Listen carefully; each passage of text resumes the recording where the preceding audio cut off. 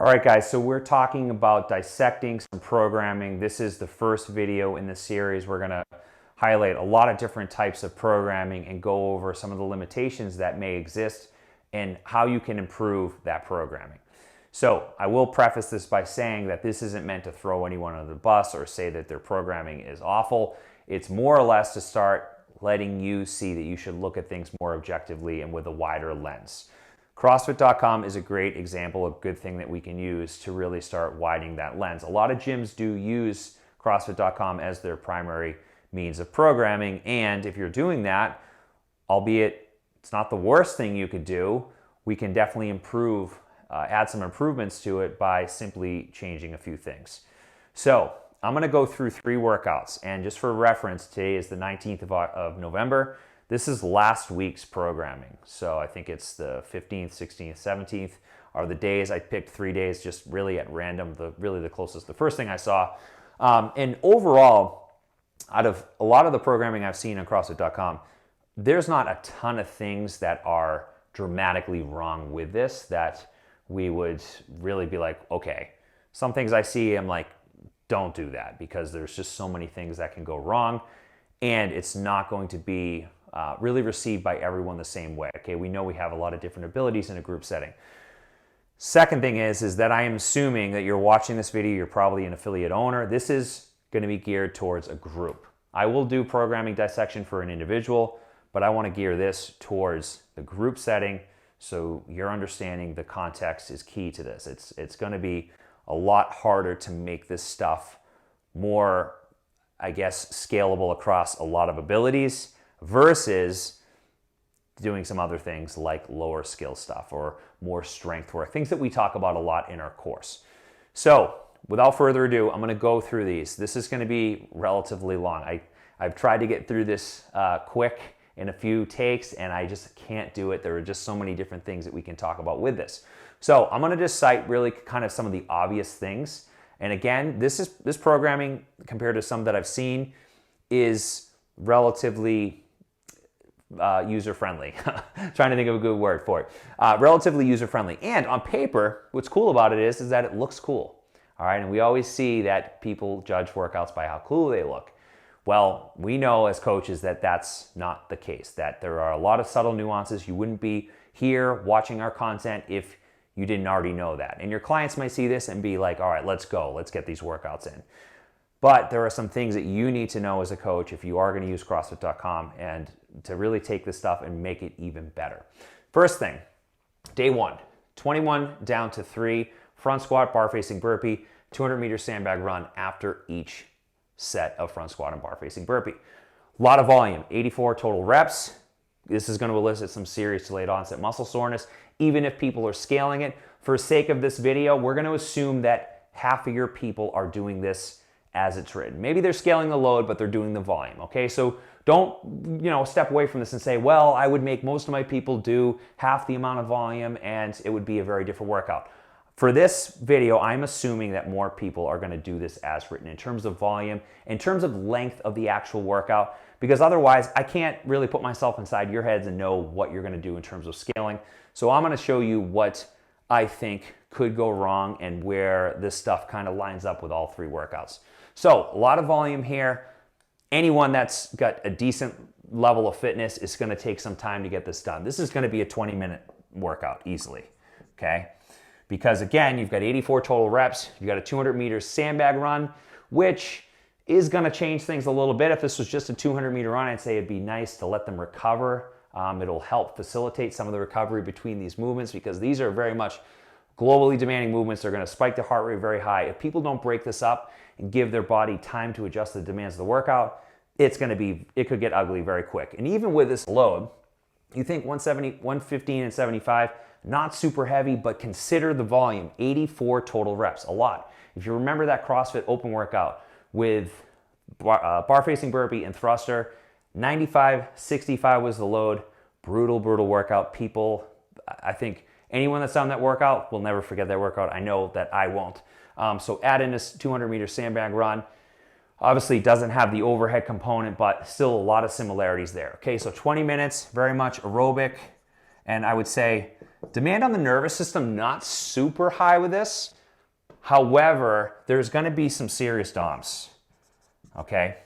You just can't avoid it with that many reps of front squat, okay? So 20-minute, very much aerobically demanding. CNS, moderate. Okay, so those are our 3 things I'm looking at, okay? Next workout, shorter time frame, 15-minute clock. It's a running clock, but there's 60 seconds rest in between each. You have a 3-minute interval, 400-meter run for most people, 90 seconds to 2 minute, okay? Which leaves about a minute to a minute and a half of clean and jerk, of pull up, clean and jerk. So they're essentially doing the same thing twice, all right? Cool workout, I like it. I really like where they're going with it. However, for this to be what we would want this to be, which is going to be more anaerobic, there's not enough rest. 60 seconds rest is not enough to sustain a high level of output as well as replace high energy phosphates that we know deplete very quickly. So this one really is going to be really more aerobically demanding. We've got short intervals, but think about going 15 minutes almost without stopping. 60 seconds will feel like you didn't even rest for the most part, okay? Unless they go easy on this run. So there are a lot of different things that could happen here. But let's just consider that it's going to be more aerobic, which it is by nature of what's happening. If they had 3 minutes rest in here, that would change things really completely. And in terms of delayed onset muscle soreness, I would say not a whole lot. You've got 2 sets of max reps pull-ups, which is going to be about anywhere from 60 seconds. Not a ton of volume that people are going to get with that for the most part, all right? So I don't think a ton of total volume in this workout. So it's definitely going to be lower volume. And CNS, again, we're going to go moderate here as well. And I would even go moderate to low. So again, so many different things that can play out. And again, if you change some subtle things, then this could be a completely different workout. But let's move on to the next. 5 rounds for time, 440-meter row, 10 box jump, 10 deadlift, 10 wall ball. Got some heavier loading with the deadlift, 275, 185. Again, there's only 50 total reps, which by CrossFit standards isn't super high volume. For my standards, that's pretty high volume with 275, 185, okay? 30-pound and 20-pound wall ball for 50 total reps. Decent for CrossFit with a heavier ball, all right? So this is gonna be, again, a longer workout. We're thinking easily 15 plus, all right? You got a 440-meter row. Let's just round up and say that's 500-meter, which for most people is going to be 2 minutes per round. So just from here, you got 10 minutes. And then, you know, for most people, going through 10 deadlift, 10 wall ball, or 10 deadlift, 10 box jump, 10 wall ball, easily another minute there for sure, okay? People are doing these unbroken, and then they maybe break this 5 and 5, and they do this unbroken. I would say for most people, we're going to be around the 20-minute range. Your studs maybe 15, but overall, it is going to be a steady state, more of a steady state workout. It's going to be more aerobic, and it's going to be CNS, I would say moderate as well. But there are some things that we need to think about. First off, if this is our only means of programming, we just program 3 conditioning pieces, we're really lacking on a lot of levels, okay? We're not getting any strength adaptations here. I don't care what you say.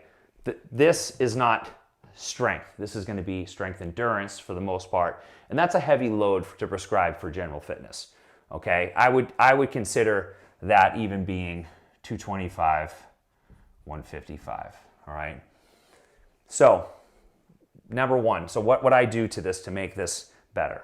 Well, let's think about this. First off, we've got a front squat, okay? And we've got a very high rep scheme. I would go with a posterior dominant movement for a strength piece, like a sumo deadlift. Okay, maybe it's 6 sets of 3, building in weight. And then I would go with 21, 15, 9, front squat, bar facing burpee. Okay, very much anaerobic day, CNS, high, boom, okay? Day 2. What would we do to this workout to change things up? Well, we could actually keep things the same, to be honest. I wouldn't change anything here. We've got running back-to-back days with the original. I would get rid of the running completely. This is now a couplet that's going to be less than 7 minutes for most. I would probably cap it at 10, but for most people, 7 to 8 minute range. Very fast paced, very anaerobically demanding. Sumo deadlift for triples is going to be ATP PC system. So this is nice balance. We just improved this day significantly, in my opinion. Okay, so again, take it with a grain of salt. If you don't like this style, that's totally up to you. Day 2, I would most likely just keep that the same. Okay, maybe what we do is we extend this a little bit, and maybe we make these strict. But instead of just doing 2 intervals of each, I would do 3 intervals. So essentially what would happen here is we would make this a longer clock and we would make more rest in between. Okay, so they can sustain a little bit better level of output. So we've got 400 meter run, 0 to 3, 400 meter run. And then for here, what I would do is I would go 2 minutes. So I would go 5 to 8. Again, this isn't full recovery. I want this to be more aerobically demanding. Okay, clean and jerk. And that's, I would say, for most people, for general fitness, can we go with 155, 105? Sure, that would probably be an RX plus weight. RX will most likely be 135, 95. And then for here, 10 minutes to 13 minutes. Again, same thing. We're trying to repeat what we did on round 1. And then what I would do here is we've got 13, we've got 15 to 18. Okay, clean and jerk again, strict pull up. The goal would be for me with this would be about anywhere from 20 to 30 total reps per movement. Okay, again, strict pull up, much better, obviously, for a number of reasons. You've got shoulders on shoulders if you do it with pull-ups. And you certainly could do that. If you're more of a CrossFit purist and you want the kipping pull-ups, you could go that way. But I would recommend that prioritizing a little bit more strict is going to be better for longevity. It's going to be better to build up their strength, especially if you're not doing any type of strength training on this day. Maybe this is just a conditioning day. And then what I would do here is, so from 15 to 18, we've got 20 to 23. We could go strict pull-ups again, 400 meter run. Strict pull-up. And then from 25 to 28, clean and jerk, 400 meter run and clean and jerk. I actually really like this workout. And again, the goal would be about 30 to 40 total reps if you are adding an interval. But let's say you don't want to add an interval, but you do want to make this a longer workout.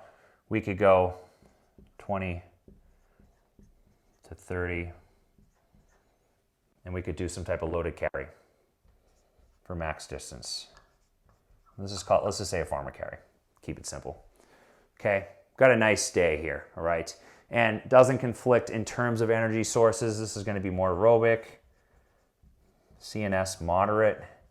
And I would only say moderate because we've got clean and jerks in there, which neurally demanding, it's a pretty neurally demanding movement. However, we're going with light loads. This isn't maximal. This is done really more conditioning, which anyone in the strength and conditioning world would say that's dumb.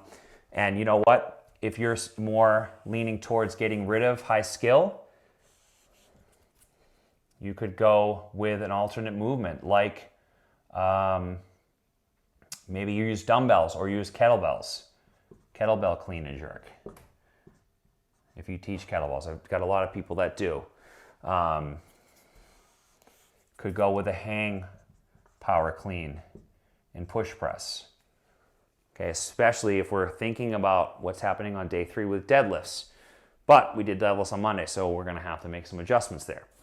All right, cool. So again, nice looking workout. I really like it. I think this is gonna make a really significant improvement, especially if we throw this loaded carry in. If we only keep 2 intervals, then we're probably going to be around 20 total reps of pull-up and clean and jerk. If you add another interval, you're probably going to be around the 30 of each range, which, again, I would recommend you add another interval so it's 3 rounds. They've got 2 minutes of rest, which isn't full recovery, but it gives them a little bit more time to really sustain that output a little more consistently. okay? So a lot of different directions you could go with that, but in my opinion, we're already making this programming quite a bit better. So let's look at day 3. So we've got an aerobically demanding day, and I would say there's going to be a little bit more anaerobic interplay here because these are short intervals, but there's not full recovery.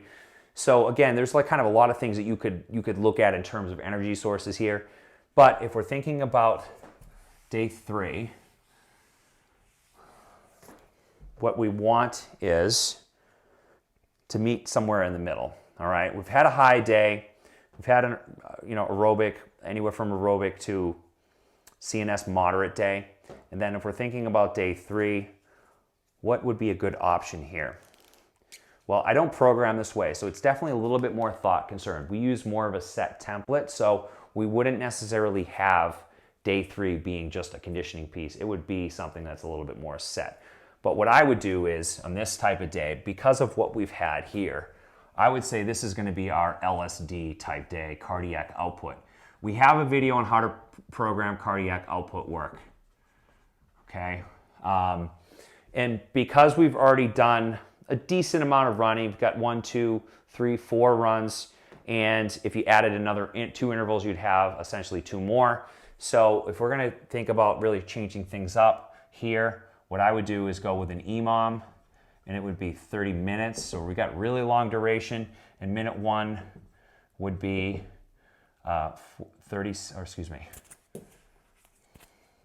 45 seconds row for cal. Minute 2 would be 45 seconds box step ups. Remember, we had the box jumps in that workout. And then minute 3, we had 45 seconds of bike cal. Okay, and then minute 4, we could go 45 seconds of Russian kettlebell swing. And that would be relatively light. And then minute 5, we could go 45 seconds of single unders. And then minute 6, it's a long workout. We're going to have 6 different stations to go through here. 45 seconds of mountain climber. Okay, pretty straightforward. Not super sexy, I know. This stuff, definitely a lot cooler. But you need this stuff to bridge the gap, okay? And because I want to do a longer, slow distance type workout where it's less, not going to bleed into the next day. The next day, day 4, if we had it up here, could be a CNS high day. We could do another strength type session. We could do, we had some sumo deadlifts. We could do some box squatting, or maybe you're going with an Olympic lifting variation. Probably a snatch because you already did clean and jerks in the conditioning. But this gives us a little bit more balance, all right? And this, again, I know you're not going to love, your people are going to see this. They're going to get a great sweat. Their heart rate's going to be more consistent. If we're thinking about cardiac output style, a good rule of thumb for that is about 60 to 70% of max heart rate. And we use the Maffetone method, which is 180 minus your age. That's another video for another day we can certainly talk about. But if you haven't, check out the cardiac output video about how to program that, what it should look like, what it should feel like. And while this isn't just cyclical work, it's got a little bit more nuance to it. It looks a little bit better. This is the style of longer, slow cardio conditioning that we use that allows people to still come up. If I just said, do a 30-minute run and row, you have a lot less chance of people that see that and they're like, you know what, I'm just going to skip the gym today, which in and of itself might not be a bad thing. They might need a rest day, and you might kind of force them to take one, but we want them to have the option. So if we put a little bit more in there, again, you've got things that mountain climber, single under, Russian kettlebell swing with a really light kettlebell, something they can go 45 seconds without stopping, 45 seconds for cal on the bike, and I would, tell people this is going to be sustained work. It's not going to be a sprint at all, okay? This is a slow day. All of round 1 of this should look like your last round, okay? So you essentially you're going to be going through this for a total of 5 rounds. It's 6 movements for 30 minutes straight. So we want something we can sustain ourselves with. And then day 4, we're ready to hit it again. So that is it. Again, I tried to make this as concise as I could. And a lot of the stuff that I'm looking at here is like, me kind of figuring out on the fly. So a lot of the stuff, even adding in how I would structure the week, is not something that I planned beforehand. I really just wanted to look at it organically and see what we could come up with. But I hope this does help. If you're using CrossFit.com, these are some things that you should be thinking about. Now, not all the programming, I'm sure, looks like that, but I did an article a while back about strength training, and I reviewed a month of programming, and there was only 4 strength days. And actually, the strength days really weren't strength days. They were really a lot more Olympic lifting variations that are not going to allow people to arrive at the specific adaptations that we want with our strength work. So that had its own thing that we could certainly delve into down the road. But I really wanted to just pull 3 workouts and just be completely non-biased and not go through the programming ahead of time. So I didn't go through and try to cherry pick workouts. I picked whatever was the closest by. And then, again, this is last week's programming, 3 workouts from last week. So again, last thing I'll leave you with, think about demand on the nervous system. Think about having enough recovery. Think about working different planes of the body. Don't go overhead every day. Kipping pull-up and overhead press and snatch and overhead squat and wall ball, and I could go down the list, are all really basically the same movement. We're really stressing out the shoulder joint considerably, and that's going to put people in a position to get some nasty shoulder issues going. So we want to avoid that. But think about, again, central nervous system, central fatigue is real. Okay, people get it, and it manifests by way of just not being motivated to train anymore. That's overtraining. Those are things that we need to think about. Think about rest intervals in your workout. Think about what is the desired goal for your clients. Look better, feel better, live longer. If those are the things, this will help them do that better than what we started off with on this whiteboard.